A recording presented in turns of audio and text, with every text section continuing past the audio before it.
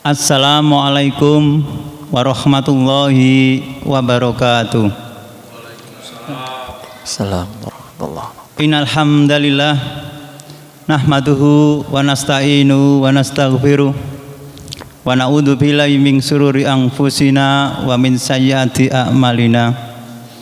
May yahdihillahu fala mudhillalah wa may yudlil fala hadiyalah. Asyhadu an la ilaha illallah wahdahu la syarikalah wa asyhadu anna Muhammadan abduhu wa rasuluh amma ba'du. Bapak-bapak, ibu-ibu peserta kajian LKI pada malam hari ini, baik yang berada di rumah atau yang sedang menyaksikan live kami dari LKI YouTube LKI Lamongan dan FB LKI.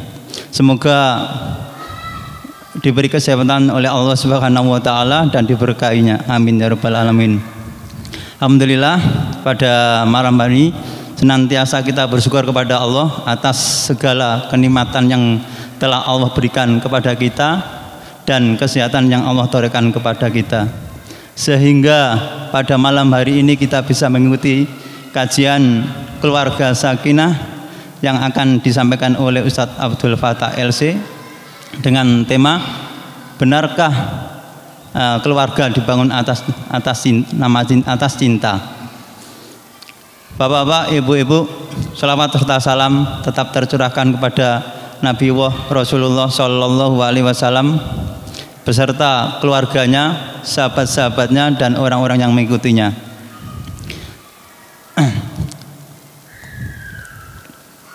Demikianlah kajian akan disampaikan oleh Ustadz Abdul Fattah. Kepada beliaunya Ustadz Abdul Fattah kami persilakan.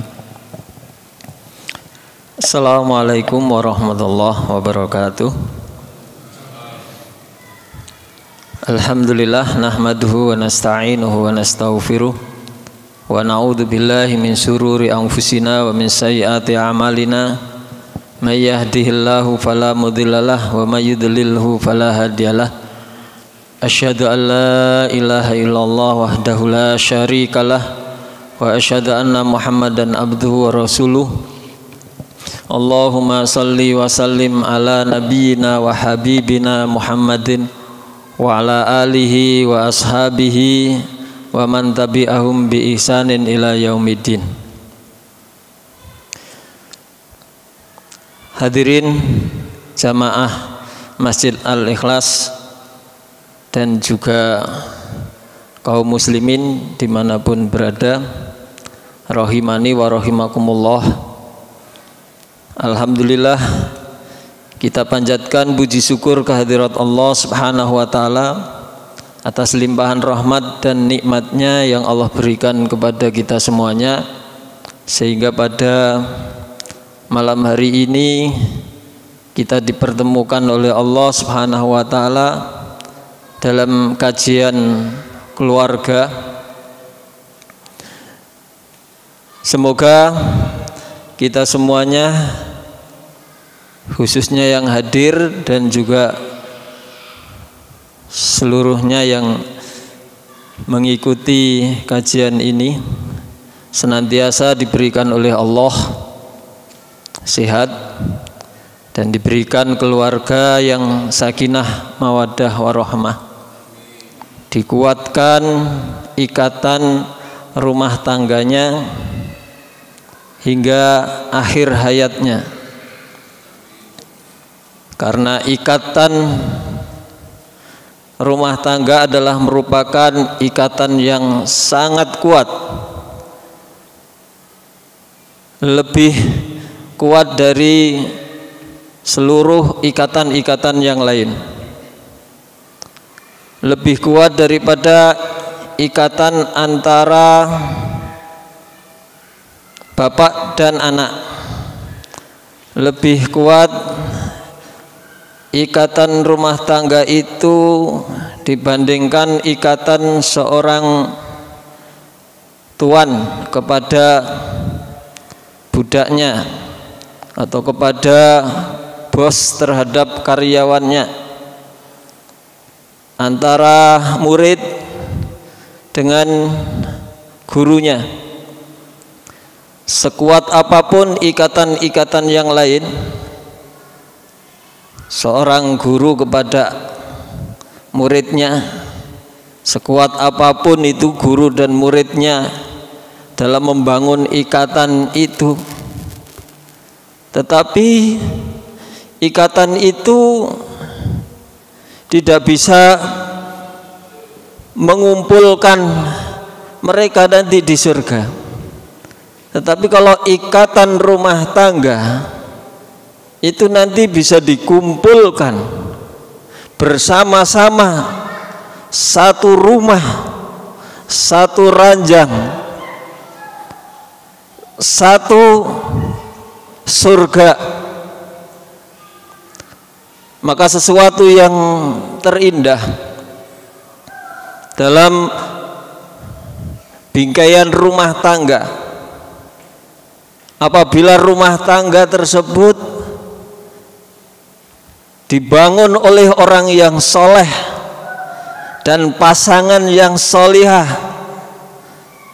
ikatan itu tidak hanya ikatan yang ada di dunia, tapi juga akan berlanjut menjadi pasangan, ikatan yang tidak hanya di dunia tapi juga akan bersatu di surga, satu istana, satu ranjang membersamainya.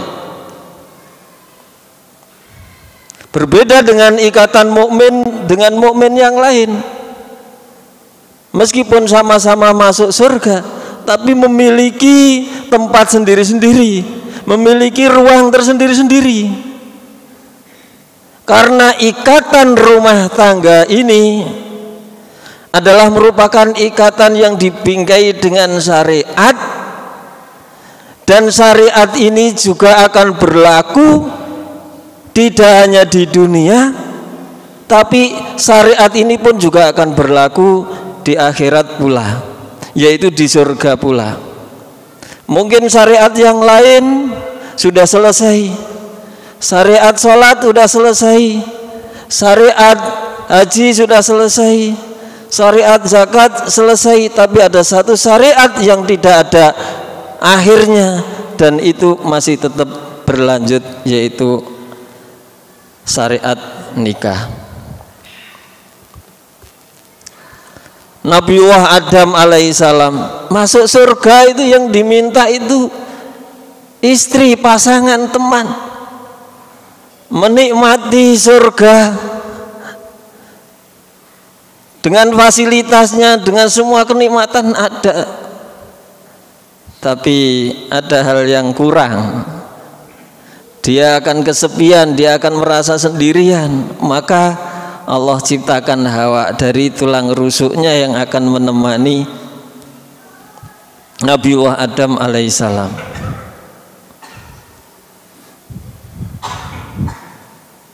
Jadi orang masuk surga itu nggak ada yang jomblo. Orang masuk surga itu punya pasangan, punya istri, ya. Dan istrinya akan berlaku di akhirat itu, istrinya lebih dari satu, mesti. Kalau enggak bisa meraih istri di dunia itu dua, mesti di sana nanti juga akan punya istri lebih dari satu. Kalau cuma satu, kesepian. Makin banyak istri yang ada di akhirat itu makin ramai. Ini luar biasa. Karena itu rumah tangga yang kita bangun di dunia ini jangan sampai pudar, jangan sampai retak, jangan sampai berhenti, lanjutkan terus, bina terus, pertahankan terus. Karena itu juga nanti akan menjadi pasangan kita di akhirat, yaitu di surga. Allah Subhanahu wa taala berfirman, Saat orang mukmin disuruh masuk surga, udkhulul jannata antum wa azwajukum tuhbarun.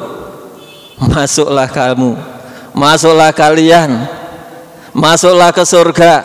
Antum, kamu dan siapa? Wa azwajukum, dan istrimu bersama-sama, bareng-bareng membersamainya. Tuhbarun. Di situ kamu dan istrinya dan istrimu dengan pasangan-pasanganmu akan digembirakan di situ dengan kenikmatan-kenikmatan Allah Subhanahu wa taala. Karena itu jangan sampai ikatan rumah tangga ini kemudian rusak gara-gara yaitu sudah tidak senang katanya, sudah tidak selera katanya. Ya, rumah tangga itu tidak dibangun dengan ini, tidak hanya dibangun dengan cinta.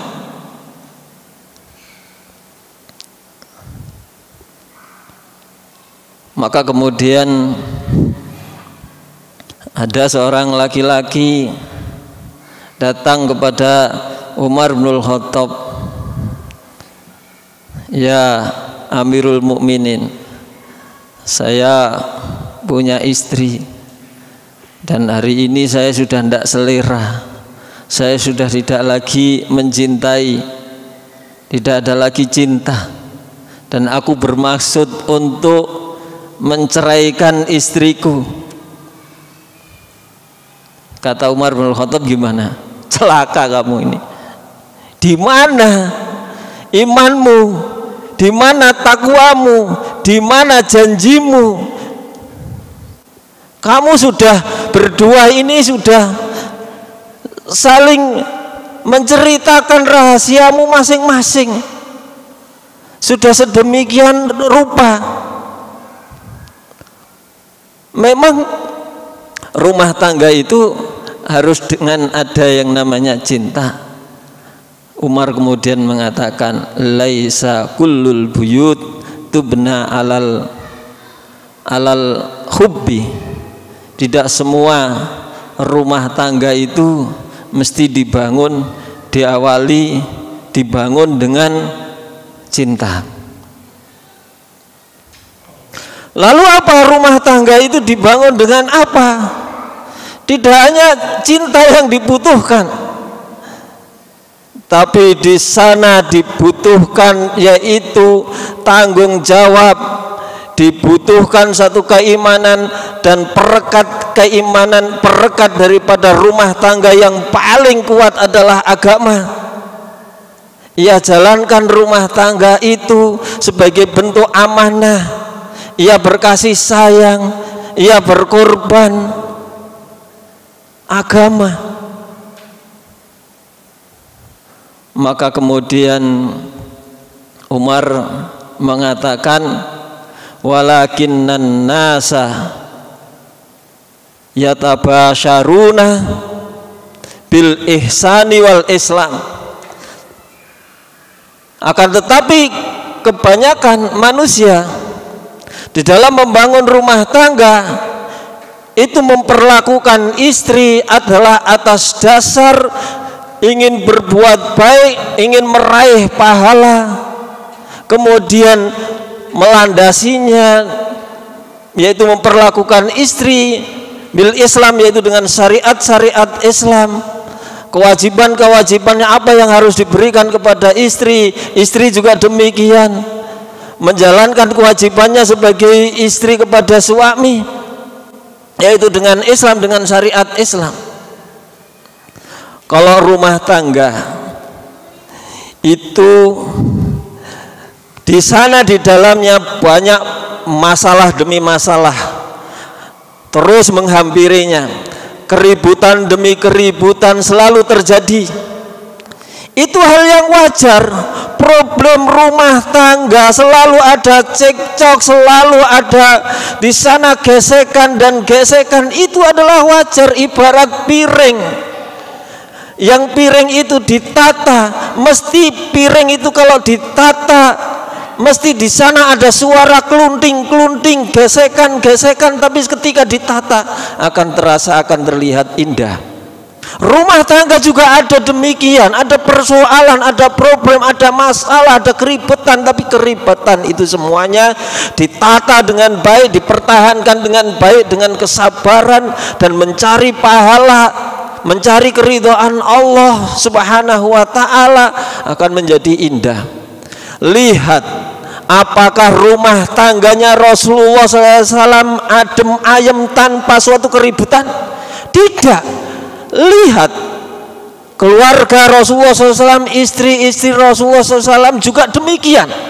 Terjadi masalah-masalah, terjadi problem-problem, terjadi di sana gesekan-gesekan, terjadi pertengkaran antara istri yang satu dengan yang lain, terjadi begini dan begini. Itu adalah hal yang biasa, itu bumbu-bumbu rumah tangga tetap ada. Tetapi apakah kemudian jalannya terus kemudian pisah? Oh sudah, pisah saja, cerai saja. Apakah itu kemudian solusinya? Kan tidak. Tetap itu kemudian dibangun dengan ikatan syariat Islam. Makanya dalam pernikahan itu perlu belajar, perlu sinau, perlu ngaji. Ya. Nek perlu juga ada ijazah, tapi kebanyakan ndak ijazah, tapi ijab sah. Coba orang bekerja, orang melamar pekerjaan, itu pakai ijazah. Mereka itu sekolah, itu urusan dunia. Ini seharusnya juga gitu, mestinya yang ngaji. Supaya apa? Karena yang mengikat rumah tangga, yang menguatkan itu adalah syariat Islam. Yang menguatkan adalah ilmu, belajar, memperlakukannya dengan baik. Tidak kemudian ketika mendapati kebencian terus kemudian solusinya terus pisah, dikit-dikit pisah. Perhatikan itu syariat itu, perhatikan. Jangan dikit-dikit ngomong pisah. Sekali ngomong pisah itu jadi talak. Rasulullah SAW dalam sebuah riwayat mengatakan bahwa thalathun jidduhunna jiddun wa hazluhunna jiddun. Ada 3 perkara yang apabila ia serius, maka seriusnya adalah serius, dan humornya adalah serius juga. Apa itu? 1 nikah, yang kedua adalah talak, dan yang ketiga adalah raj'ah, rujuk. 3 ini ya seriusnya menjadi dianggap serius, humornya juga dianggap serius. Ya. Tidak kemudian setiap marah kamu ya setiap marah mengucapkan kata-kata cerai, bisa sampai berkali-kali, bahkan 10 kali, karena tidak paham syariat, sampai bisa berpuluh-puluh kali. Tidak ya. Jadi tidak kemudian segampang itu mengatakan yaitu cerai. Ya. Jadi harus dipertahankan betul rumah tangga itu. Ya. Coba kita lihat bapak-bapak kita, ya, orang-orang tua kita, mereka semua mempertahankan rumah tangganya hingga sampai 20 tahun, 30 tahun, 40 tahun, 50 tahun, sampai dipanggil oleh Allah Subhanahu wa ta'ala. Ya, apakah mereka itu bertahan karena cinta? Tidak.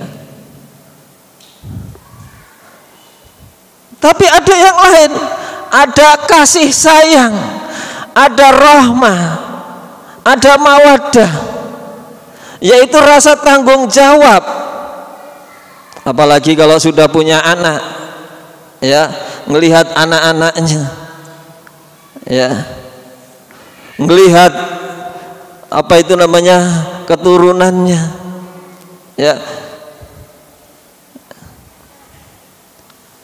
Hadirin rahimani wa rahimakumullah.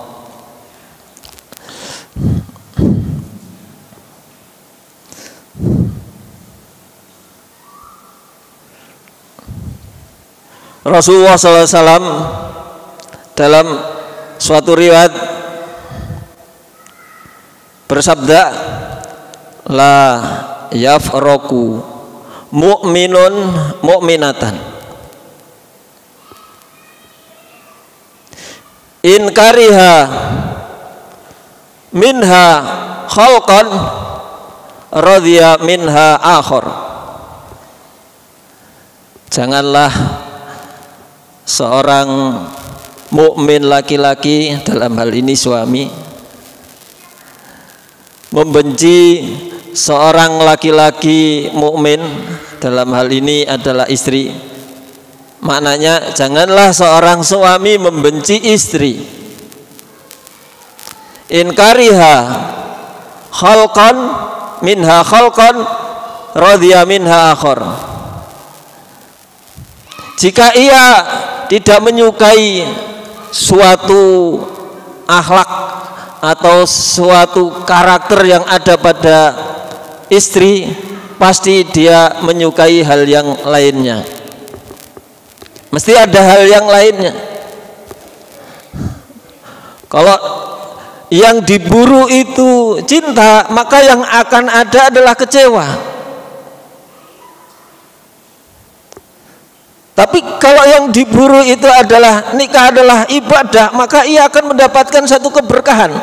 Karena dengan ibadah tersebut Allah menyuruh ini dalam rangka mentaati Allah dan Rasulnya begini dan begini, maka Allah akan memberikan kepada keluarga tersebut keberkahannya. Maka wahai para suami semuanya, kalau rumah tangga yang dibangun dari tahun ke tahun, maka di sana kalian akan mendapati pada istri itu ternyata lama kelamaan akan ketahuan, lalu banyak hal yang tidak disukai. Tetapi kan di sisi yang lain kan mesti ada hal yang disukai. Jangan yang kemudian ada hal yang tidak disukai itu kemudian ia kemudian terus keputusannya adalah yaitu cerai. Namanya rumah tangga itu dibutuhkan suatu logika, suatu akal yang baik, logika yang baik, ya. Tidak kemudian hanya dengan kata-kata I love you. Berapa banyak negeri-negeri yang banyak mengatakan kata-kata I love you, tapi justru di negeri itu banyak terjadi perceraiannya. Tapi yang dibutuhkan adalah rasa cinta itu sendiri. Berbuat baik itu sendiri akan menumbuhkan rasa sayang, akan semakin. Buat apa kalau setiap hari wahai sayang, sayangku, I love you, I love you. Kata tidak cukup, tapi harus ada rasa. Karena rumah tangga itu dibutuhkan rasa, dibutuhkan satu pengorbanan, dibutuhkan action perbuatan. Makanya kalau mahabbah dengan mawaddah, ya, mawaddah dan mahabbah itu berbeda.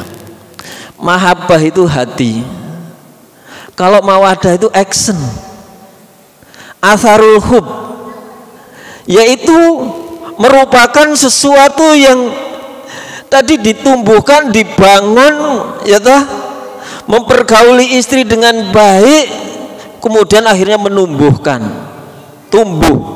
Meskipun di sana ada sesuatu yang jengkel, tapi yang menjengkelkan jangan dipermasalahkan, karena dia juga mempunyai kelebihan yang lain. Kelebihan yang lain itu juga untuk menutupi diri kita. Begitu pula istri itu juga akan banyak memandang suami itu ada hal-hal yang menjengkelkan. Tapi ada juga satu keistimewaan yang lain. Yang keistimewaan yang lain itu adalah untuk menutupi istri. Jengkel menjengkel itu hal yang biasa, itu adalah bumbu rumah tangga. Harus ada, hidup itu harus ada problem, harus ada masalah, harus ada ketegangan, memang iya. Harus ada benturan, dan benturan itu memang iya harus ada. Tapi bukan untuk saling membenci, tapi yang ada adalah saling menyayangi, saling berbuat baik, saling berbuat ihsan, menyambung silaturahim dengan yang lain. Kalau dasarnya itu adalah ingin menyambung silaturahim, akhir menjadi langgeng. Kalau yang di dasarnya itu adalah ihsan, untuk saling berbuat baik, bahwa dengan pernikahan itu bukan kemudian berkurang kebaikannya, karena pernikahan itu adalah nisfuddin. Artinya bahwa dengan pernikahan itu akhirnya menjadikan kita itu lebih dekat kepada Allah. Kalau orientasinya, visi hidupnya itu ke situ, ibadah kepada Allah, maka rumah tangga yang ada kekecewaan, ada yang ketidakenaan dari salah satu dari pasangan itu akhirnya menjadi sesuatu hal yang kecil, tapi inti daripada kehidupan yang dijalani, yang mau diraih itu adalah bagaimana ia itu semakin tenang untuk beribadah kepada Allah Subhanahu wa taala, mengajak istrinya untuk berbuat baik, mengajak istrinya untuk beribadah kepada Allah, mengajak anak-anaknya juga begitu, menuju kepada Allah Subhanahu wa taala, karena pasangannya itu tidak hanya berakhir di dunia, tapi pasangannya itu akan berlanjut di surga, akan dilanjutkan di sana, ya. Bapak-bapak, ibu-ibu rahimani wa rahimakumullah. Karena itu, ya,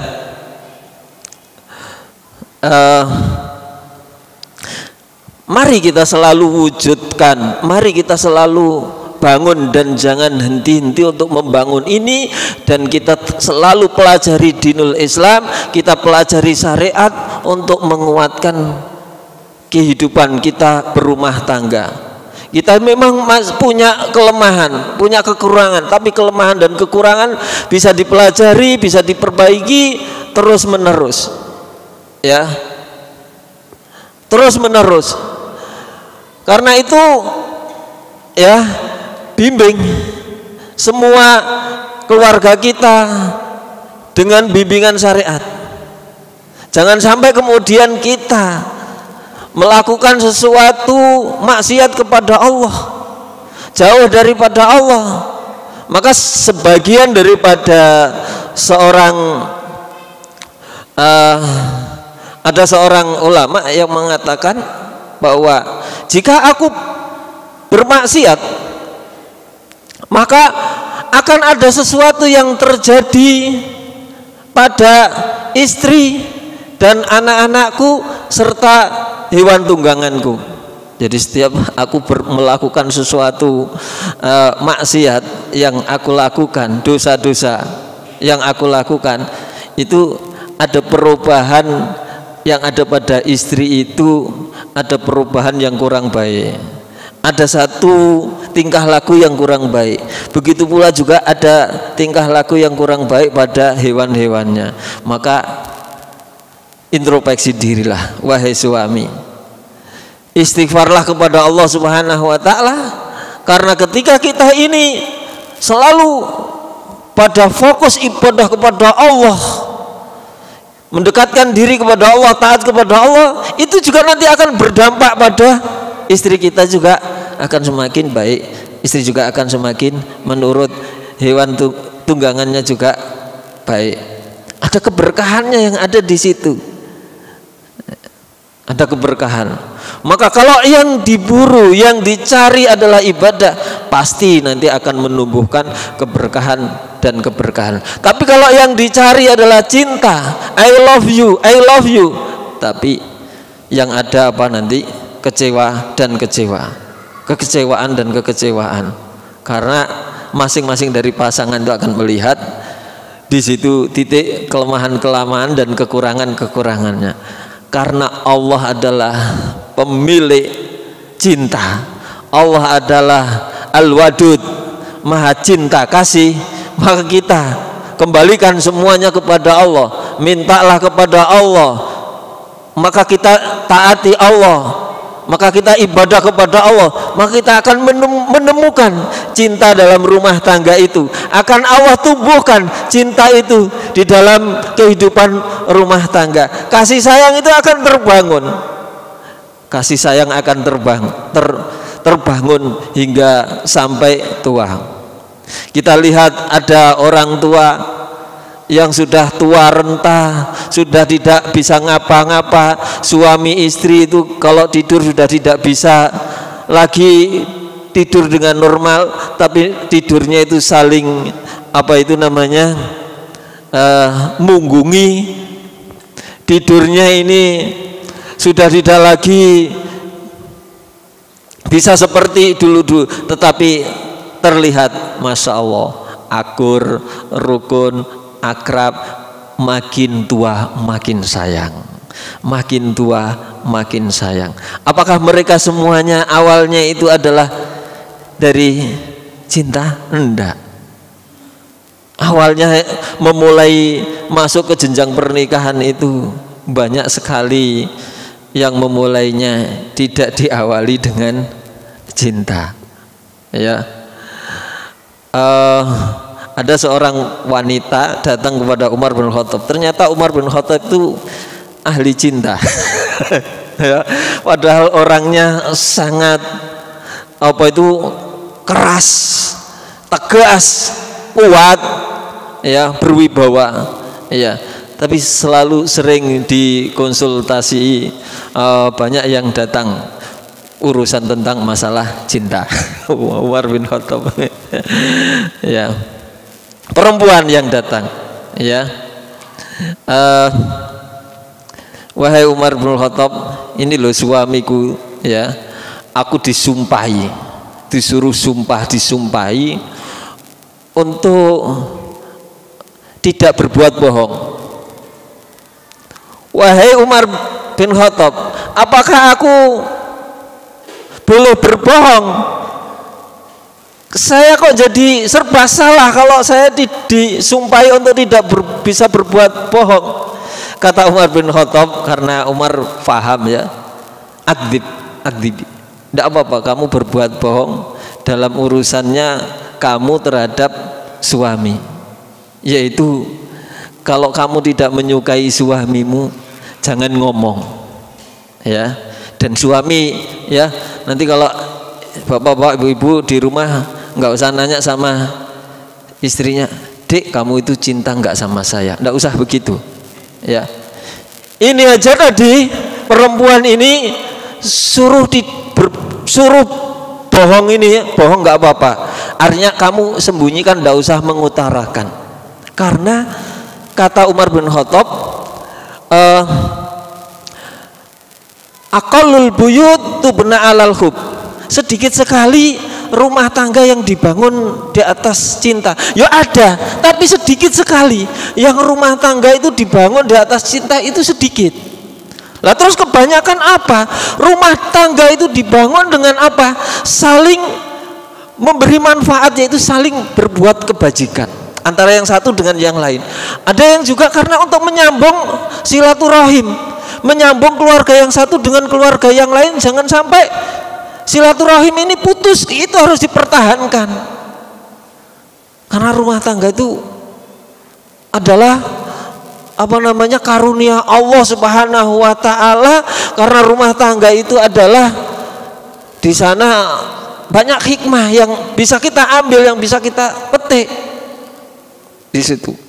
Maka Di dalam surat An-Nisa ayat 19 ya, Allah Subhanahu wa taala berfirman, wa asiruhunna bil ma'ruf wa in karihtumuhunna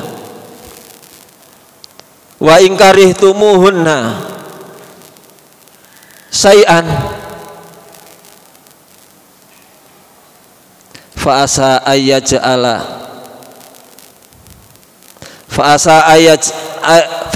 aja'alallahu fihi khairan katsira.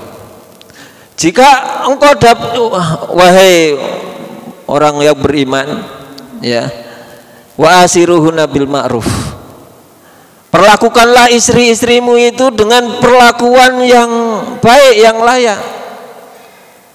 Jika kamu membenci sesuatu yang ada pada istri itu, bersabarlah.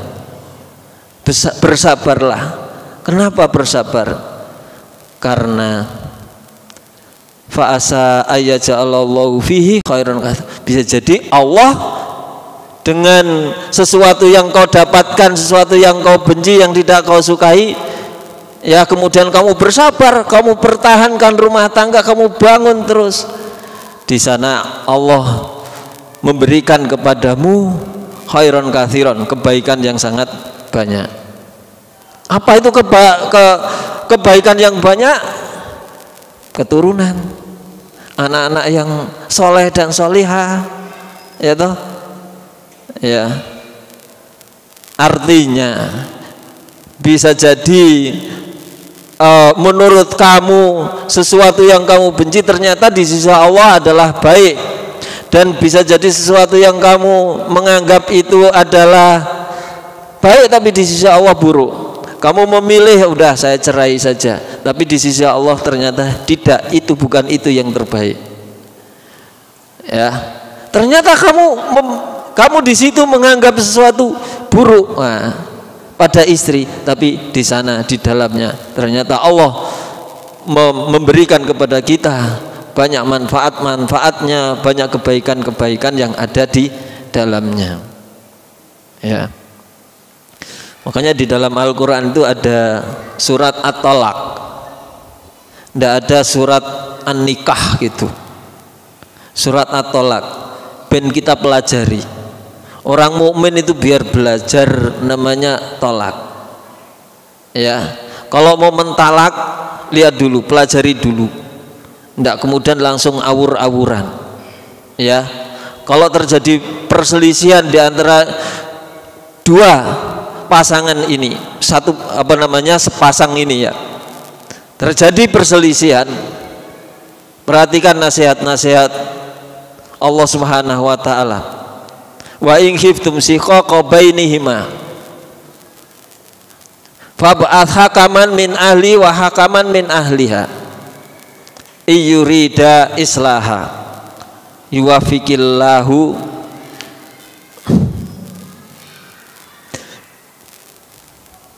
Jika terjadi suatu yang kamu khawatirkan terjadi percekcokan, perselisihan di antara kedua belah pihak, maka hendaklah kalian mengutus suatu hakim, juru bicara dari pihak laki-laki, dan dia dipertemukan, dicari solusinya, ada apa, didamaikan. Iyurida islaha, apabila keduanya itu ingin memperbaiki rumah tangga. Maka kalau ingin memperbaiki kehidupan rumah tangga, maka Allah akan memberikan taufik kepada keduanya. Tidak kemudian langsung ya diselesaikan, dikomunikasikan, ada apa, kemudian diperbaiki dalam rangka apa? Mempertahankan. Kalaupun tidak bisa dengan cara itu, pernah enggak dinasihati terlebih dahulu? Dinasihati dengan cara yang baik. Karena perempuan itu adalah diciptakan dari tulang rusuk. Khuliqat min dal'in a'was. dari tulang rusuk yang bengkok. Fa inna a'waja syai'in a'lahu. Fa inna a'waja syai'in minadhalli a'lahu. Sementara apa itu namanya, tulang rusuk yang paling bengkok itu adalah paling atas. In dhahabta tuqimuhu kasar tahu. Kalau kamu meluruskan tulang yang bengkok itu, maka akan patah. Wa in taraktahu lam yazal a'was. Kalau kamu biarkan, maka dia akan selalu bengkok. Karena itu istausu bin nisa'i. Karena itu selalu nasihat dan nasihat. Nasihat kepada para wanita. Wanita itu dibimbing, wanita itu diingatkan dengan baik-baik, agar supaya dia takut kepada Allah Subhanahu wa ta'ala, kemudian kembali kepada Allah, kemudian dia bertobat. Begini terus. Kalau kemudian dia tidak mau bertobat, masih melakukan nusus, ya, kalau dia masih melakukan nusus, lalu ada langkah berikutnya, ya, pisahkan dari ranjang. Wahjuruhun, pisahkan dari ranjang. Kalau kemudian dipisahkan dari ranjang masih belum kapok, masih belum bertobat, maka kemudian ada tahapan berikutnya, yaitu wadribuhun. Kemudian pukullah mereka, tapi dengan pukulan yang tidak melukai atau tidak sampai membekas, ya. Mukulnya perempuan itu cukup dengan apa tuh, wong cuma dengan sapu tangan gini tok itu sudah terasa, bukan ada bekas dari pukulan, ya. Cuma gini tok gitu tok, mung diteblek gini tok saja, ya. Bukan dengan pukulan jotos, benturkan kepalanya, bukan, tidak demikian, ya. Ini jadi memang ada tahapan. Jadi kalau kita dapati istri itu walaupun dia berbuat nusus, itu pertahankan kalau bisa.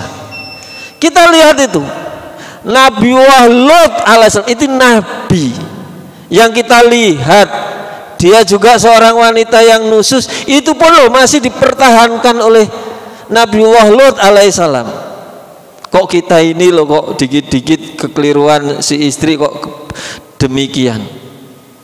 Kenapa kok sampai dipertahankan? Karena takut kepada Allah, karena sudah mengikat, yaitu misakan ghalidhan, perjanjian yang sangat kuat, itu lebih baik untuk dipertahankan kok.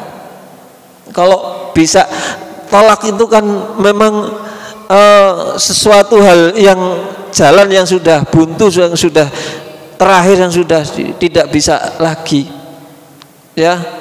Kemudian istri Rasulullah Saudah, walaupun sudah tidak bisa melayani suami karena dia sudah tua, walaupun dia sudah menopause, sudah tidak, tetapi apa? Kan tetap dipertahankan, karena ikatan itu nanti juga akan berlanjut, ikatan di akhirat, di surga. Dipertahankan itu Saudah. Bahkan Saudah tidak membutuhkan, yaitu apa itu namanya, nafkah batin. Itu nafkah batinnya diberikan kepada Aisyah, gilirannya diberikan kepada Aisyah. Untuk apa? Untuk mempertahankan agar supaya tetap menjadi suami Rasulullah. Kalau menjadi suaminya Rasulullah di dunia, nanti juga akan menjadi suaminya Rasulullah di jannah, akan membersamainya juga, ya. Itu istri-istri Rasulullah semuanya. Berarti istrinya Rasulullah berapa itu? 9. Jadi juga semuanya akan membersamai di sana. Bahkan Maryam binti Imran yang apa namanya, punya anak yang belum pernah tersentuh oleh manusia dan belum pernah menikah, dalam satu keterangan itu pun juga nanti akan menikah juga, dan yang akan menikahi Maryam binti Imran adalah yang sepadan dengan keimanannya, yaitu Rasulullah Shallallahu Alaihi Wasallam. Demikian ya, apa namanya, adzan dulu.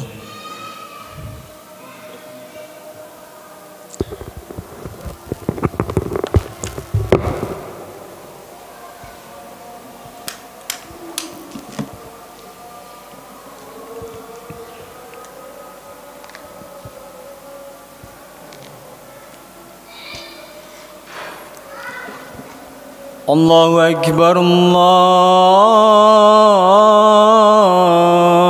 Akbar, Allahu Akbar, Allahu Akbar. Asyhadu an la ilaha illallah.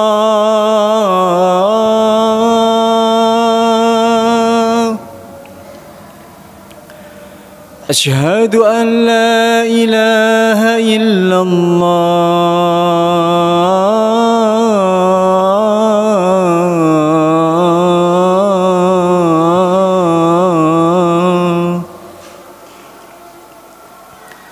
Asyhadu anna Muhammadar Rasulullah.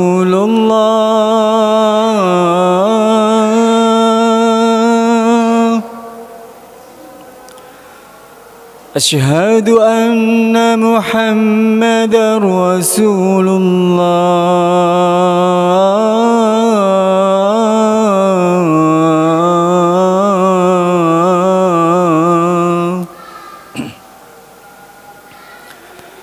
Hayya 'alas shalah.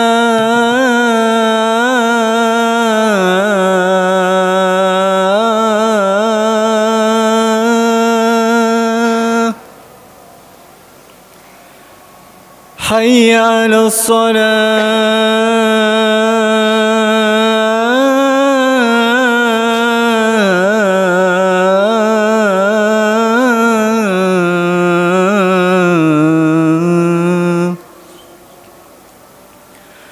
Hayya 'alal falah.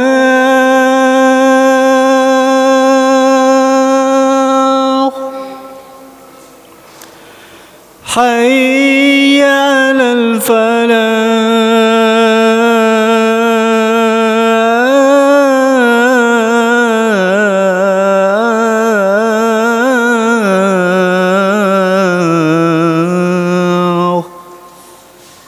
Allahu Akbar, Allahu Akbar. La ilaha illallah.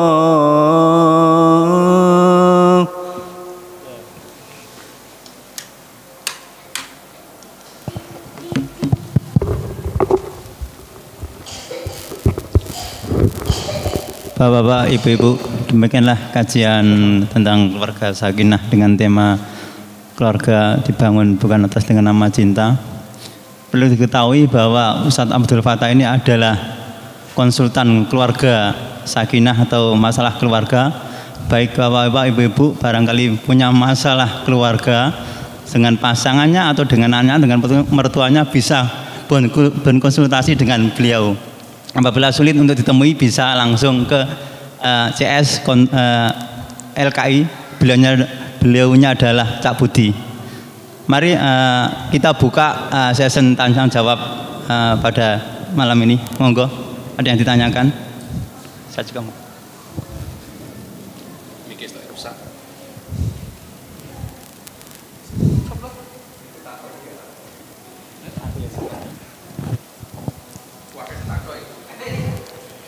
Assalamualaikum warahmatullahi wabarakatuh. Waalaikumsalam warahmatullahi wabarakatuh. Terima kasih atas waktunya yang diberikan kepada saya. Langsung saja saya mau tanya Ustadz. Wanita itu memiliki mata yang lebar. Mata yang lebar. Wanita itu memiliki mata yang lebar. Itu memang dari karunia dari Allah, dan laki-laki itu memiliki mata yang sempit. Artinya lebarnya mata wanita itu dari pandangnya, Ustaz, dan sempitnya mata laki-laki itu berpandangnya lurus. Contoh, ketika seorang suami itu menaruh suatu barang, misalkan kontak sepeda motor, baru ditaruh saja sudah lupa, dan si suami ini meminta tolong kepada si istri. Ternyata jawabnya si istri, itu kan di situ kontaknya, wong di situ kok tidak tahu. Apakah tidak melihat matanya? Seperti itu. Nah, pertanyaan saya, apakah si istri ini termasuk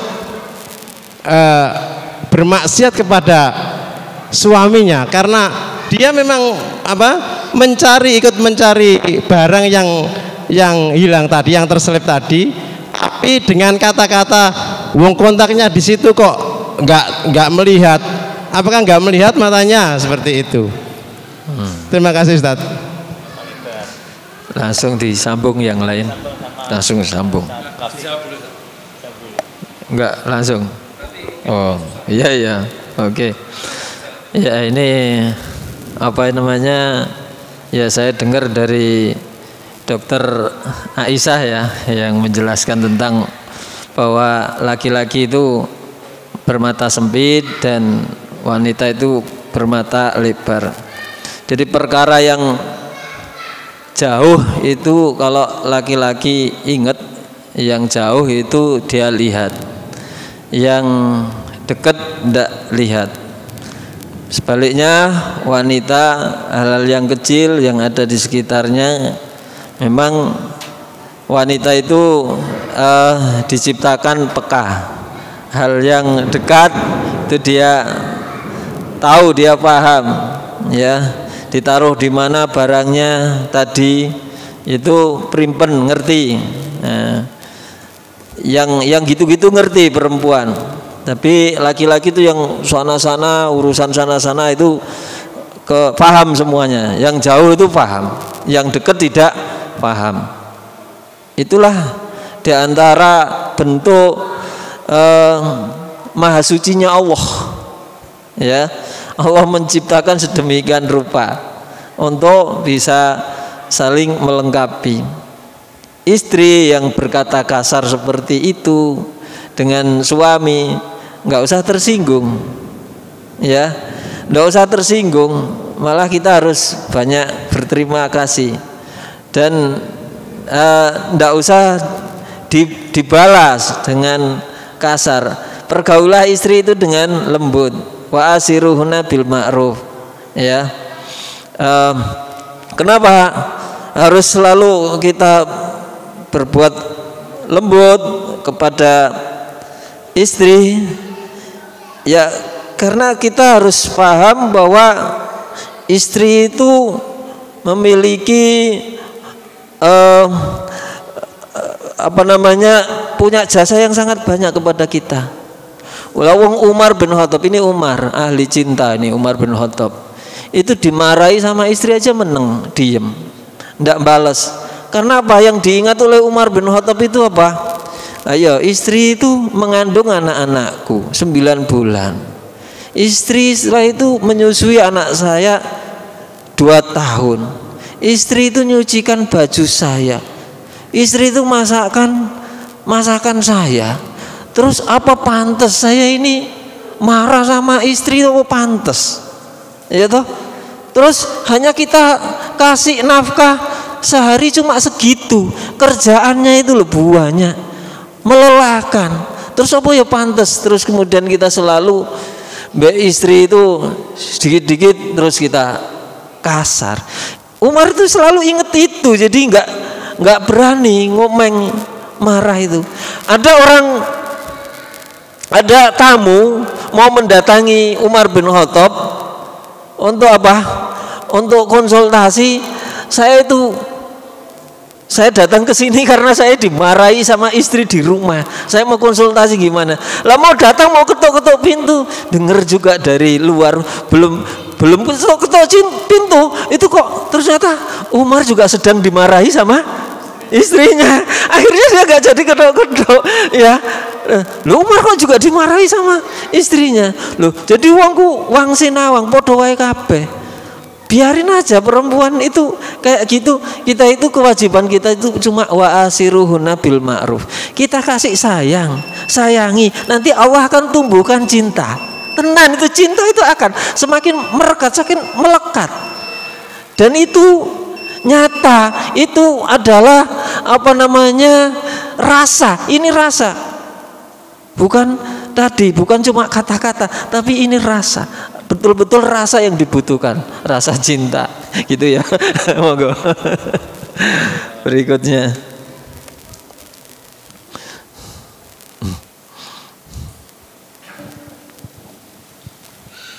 Assalamualaikum warahmatullahi wabarakatuh.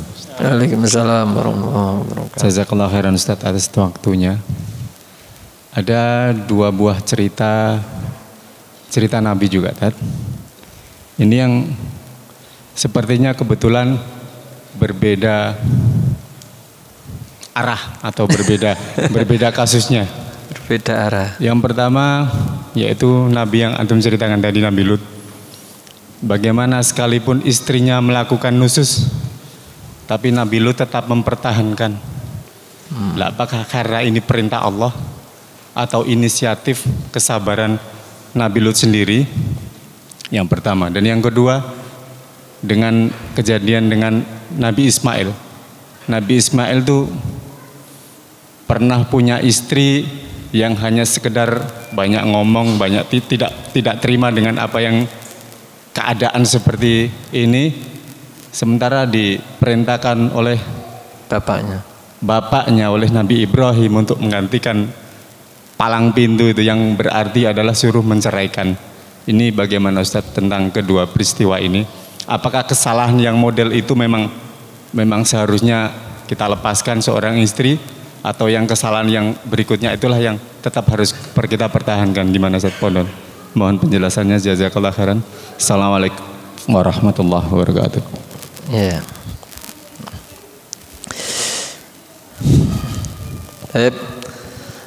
Pertanyaan yang bagus sekali. Jadi memang pelajaran yang ada pada Nabi Lut itu titik intinya ada pada bahwa tidak semua istri yang di bawah seorang suami yang soleh itu kemudian istri itu juga bisa menjadi solehah. Ya, karena itu hidayah dari Allah Subhanahu wa ta'ala. Cuma itu sifatnya adalah jarang terjadi. Ya memang umumnya orang soleh di bawah bimbingan orang soleh itu pengaruhnya sangat luar biasa. Seorang suami yang soleh itu memang sangat luar biasa. Ya. Ini juga menunjukkan kepada kita bahwa istri-istri para nabi itu ada juga yang di sana kurang baik, ya. Dan Nabiullah Lut diberi istri yang durhaka. Kemudian Nabiullah Ismail pada awalnya juga demikian, diberi istri yang akhlaknya kurang baik, orientasinya bukan orientasi akhirat tapi orientasi dunia.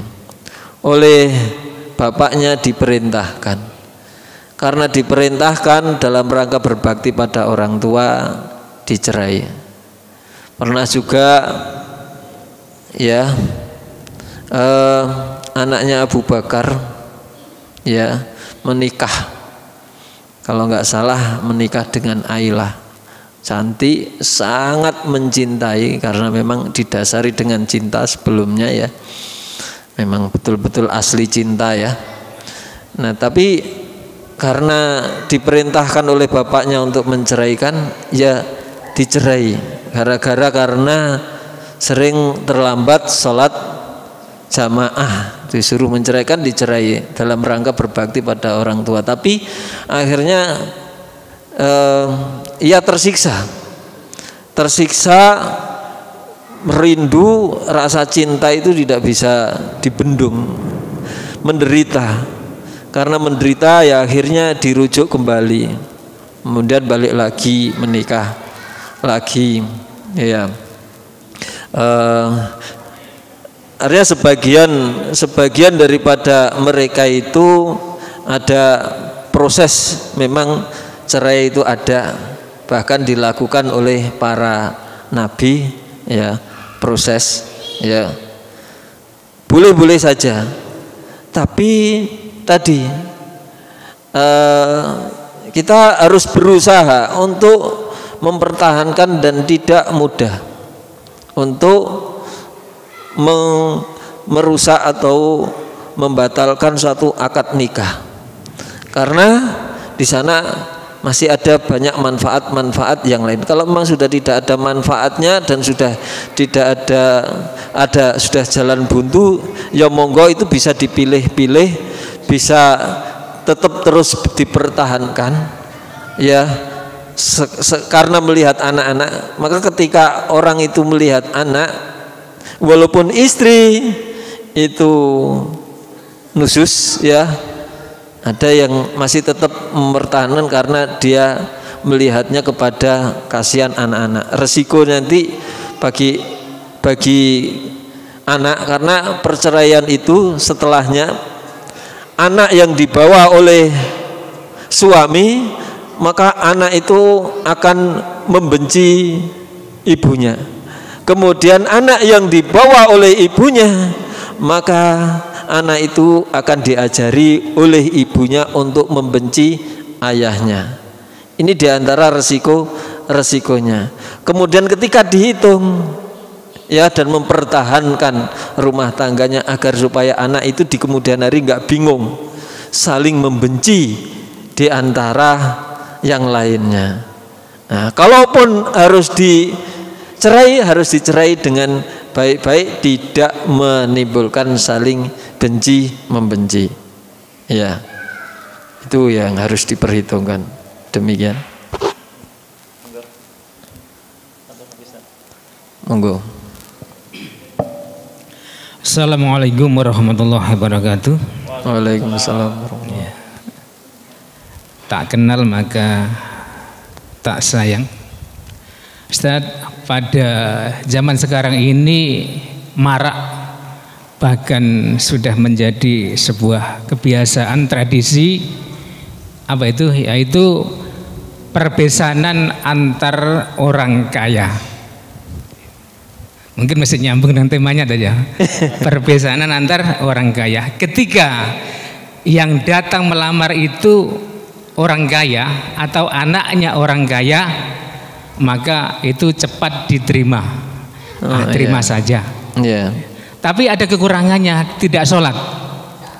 Terima saja, sholat nanti itu kalau sudah nikah, gitu.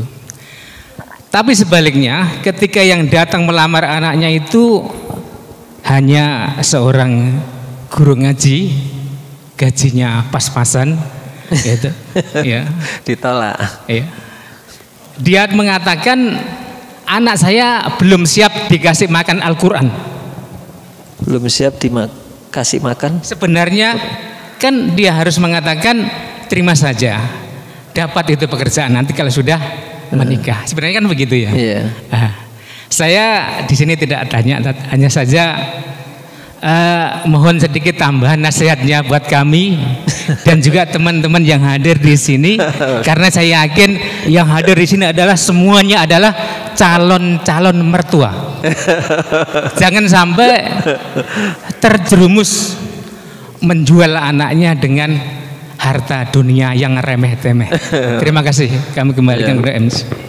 Iya, Masya Allah, bagus sekali ya. Ya, jadi kalau orang menikah itu orientasinya harta, ya, maka nanti akan dibalik oleh Allah menjadi miskin. Ya, habis hartanya, ya, dihabisin oleh salah satu dari pasangan yang ada itu. Kalau memang yang diburu itu harta, dan akan menimbulkan kebencian di kemudian hari karena salah orientasi, salah niat, ya. Dan pernikahan itu tidak membawa kepada keberkahan, ya, karena yang dicari, yang diburu orientasinya itu adalah harta. Dan pernikahan itu tidak membawa kepada pahala yang besar, karena pahala yang besar itu tergantung pada niat, ya. Ruba amalin sogirin tu'adzimuhun niyah, wa ruba amalin kabirin tusogiruhun niyah. Berapa banyak amalan ini kan ibadah. Ibadah, nikah itu ibadah, tapi kalau orientasinya itu dunia ya kecil, yang didapat juga kecil, ya.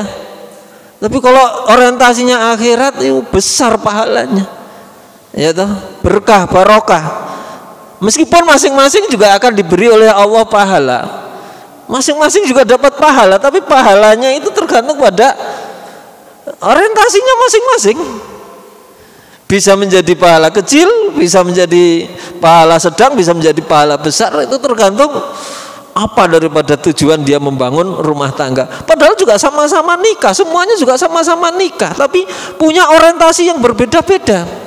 Karena punya orientasi yang berbeda-beda juga nggak ada yang sama pahalanya. Padahal juga sama-sama capek, sama-sama mencarikan nafkah, tapi pahalanya itu semuanya nggak ada yang sama, berbeda-beda. Apa diantara yang membedakan? Karena orientasi niat awalnya itu tadi. Ada yang niat awalnya itu karena harta benda, ya. Terus kemudian karena yang lamar itu orang kaya, langsung diterimanya itu karena hartanya, bukan karena kesolehannya orang tersebut, bukan karena agamanya. Dan ini akhirnya menjadi bencana. Padahal yang paling perekat, yang paling kuat di dalam membangun rumah tangga itu adalah wahtar lidiniha taribat yadaka. Pilih agamanya, pasti kamu akan bahagia. Jadi yang mengantarkan kebahagiaannya itu bukan karena kayanya. Kaya itu bisa habis, kaya itu tidak abadi.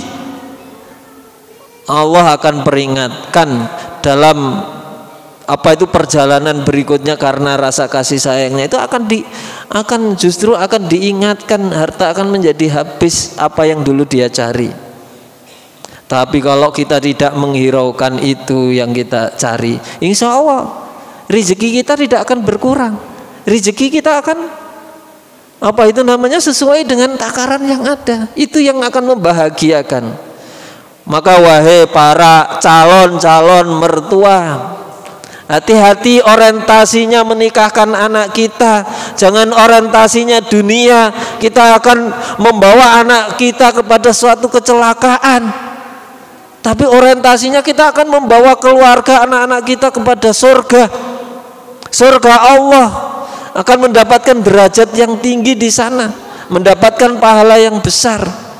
Karena pernikahan sejatinya itu adalah meningkatkan ibadah kita kepada Allah Subhanahu wa ta'ala, bukan untuk malah mengurangi, yaitu nilai ibadah kita kepada Allah Subhanahu wa ta'ala akhirnya menjadi rugi. Padahal sama-sama capek, semuanya juga berkeluarga, semuanya juga punya anak, semuanya juga mencarikan nafkah, tapi sama-sama capeknya, tetapi tidak ada nilainya sama sekali. Nilainya sangat kecil. Ya, ini yang mungkin bisa kami nasihatkan, ya toh. Ayo kita fokus kepada orientasi agama, karena masyarakat yang baik itu salah satu di antara ciri khasnya. Masyarakat itu baik, salah satu di antara ciri khasnya adalah orientasi menikahkan anaknya itu kepada orang yang bertakwa kepada Allah Subhanahu wa taala, orang yang soleh. Ciri-ciri masyarakat yang buruk, yang kurang baik, ciri-cirinya adalah menyerahkan anak-anaknya, menikahkan anak-anaknya itu kepada orientasi dunia. Ya. Maka masyarakat harus ngaji supaya orientasinya benar.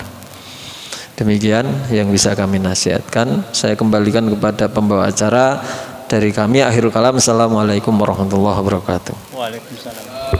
Ya, demikian ya Pak ya. Ya.